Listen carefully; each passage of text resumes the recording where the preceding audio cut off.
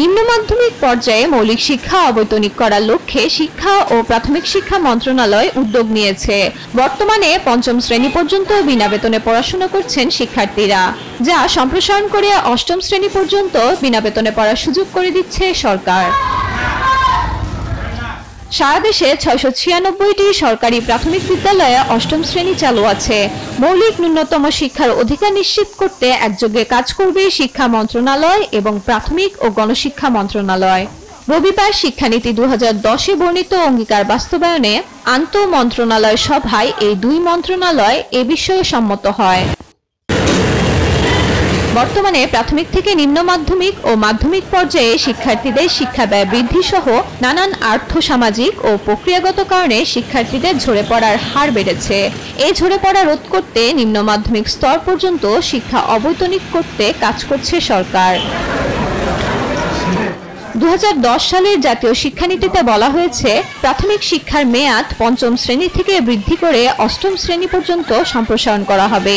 এটি বাস্তবায়নে দুটি গুরুত্বপূর্ণ বিষয় হল অবকাঠামোগত আবশ্যকতা মেটানো এবং প্রয়োজনীয় সংখ্যক উপযুক্ত শিক্ষকের ব্যবস্থা করা। প্রাথমিক শিক্ষা অধিদপ্তর সূত্রে জানা গেছে, যেসব সরকারি প্রাথমিক বিদ্যালয়ে প্রয়োজনীয় অবকাঠামো রয়েছে সেসব বিদ্যালয়ে অষ্টম শ্রেণী পর্যন্ত সম্প্রসারণ করা হবে। প্রাথমিকের সব আঞ্চলিক উপপরিচালক ও জেলা শিক্ষা অফিসারদের কাছ থেকে বিদ্যালয়ের তালিকা চাওয়া হয়েছে।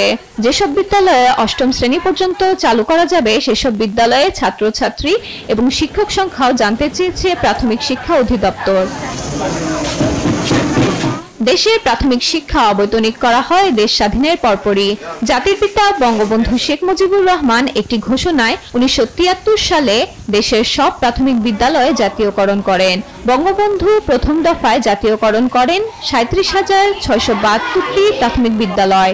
এরপর বঙ্গবন্ধু কন্যা প্রধানমন্ত্রী শেখ হাসিনা ৩ দফায় নতুন করে জাতীয়করণ করেন ২৬,১৫৯টি বিদ্যালয়।